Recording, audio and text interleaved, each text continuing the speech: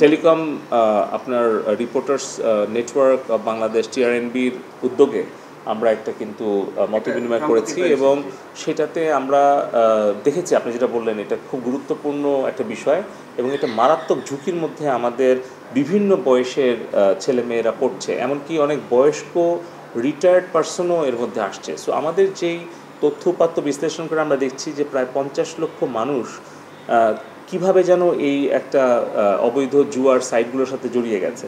তো আমরা এটা চেষ্টা করছি প্রথমত অবৈধ জুয়ার সাইটগুলোকে ব্লক করা, অবৈধ জুয়ার যে বেটিং সাইটগুলোর অ্যাপ্লিকেশন আছে এগুলোকে ব্লক করা, পাশাপাশি একটা সচেতনতাও তৈরি করা যাতে সাধারণ মানুষ এ ধরনের কোনো প্রলোভনে পড়ে আসলে প্রতারিত না হয় এবং আমাদের দেশের যাতে মুদ্রা বিদেশে পাচার না হয়।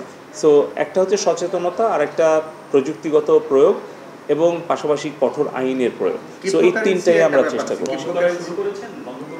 হ্যাঁ, আমরা সেটা তালিকাও আমরা মিডিয়ার সামনে সেদিন প্রকাশ করেছিলাম প্রেজেন্টেশনে, এবং মোট আর কি 2600 সাইট আমরা ব্লক করেছি এবং এখন মোবাইল অ্যাপগুলো আমরা ব্লক করছি প্রতিনিয়ত, মানে যাতে করে এটা কন্টিনিউয়াস প্রসেস, এটা চলতে থাকবে।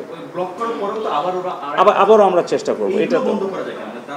হ্যাঁ, সেটা নিয়ে আমরা যৌথ হয়ে বসছিলাম, মানে department of telecom national telecom monitoring centre NTMC, আমাদের বাংলাদেশ কম্পিউটার কাউন্সিল, বিটিআরসি এবং cyber security agency BGD sir, আমরা সবাইকে নিয়ে জেনে বসছি যে যার যতটুকু সক্ষমতা আছে পুলিশ এবং ইন্টেলিজেন্স সবাই মিলে আমরা একটা ড্রাইভ দিচ্ছি সম্মিলিতভাবে যে আরও উচ্চ ক্ষমতা সম্পন্ন প্রযুক্তি প্রয়োগ করে আমরা কন্টিনিউয়াসলি এটা ব্লক করতে থাকবো এবং আমরা মিডিয়ারও সহায়তা পাচ্ছি, বিভিন্ন সোর্সে যেটাই পাচ্ছি আমরা ব্লক করার চেষ্টা করছি। আমাদের 4G যদি নেটওয়ার্কের কথা বলি, এখন আমাদের তো 98% ল্যান্ড কাভারেজ আছে, তবে আমরা যে সকল বিষয়ে প্রশ্ন করেছি মোবাইল নেটওয়ার্ক অপারেটর এবং বিটিআরসিকে যে এটার কোয়ালিটি অফ ইন্টারনেট এবং যেগুলো প্রতিশ্রুত আর কি মানে ব্যান্ডউইথ বা ডেটার, সেটা যাতে পূরণ করা হয়।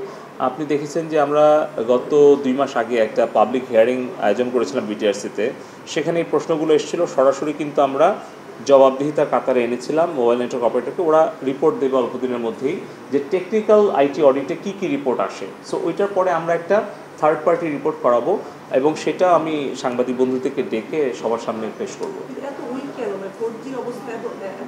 সেটাই আমি বলছি যে কেন এই প্রশ্নটা আমরা মোবাইল নেটওয়ার্ক অপারেটরদেরকেও করেছি, বিটিআরসি টেকনিক্যাল টিমেও করেছি।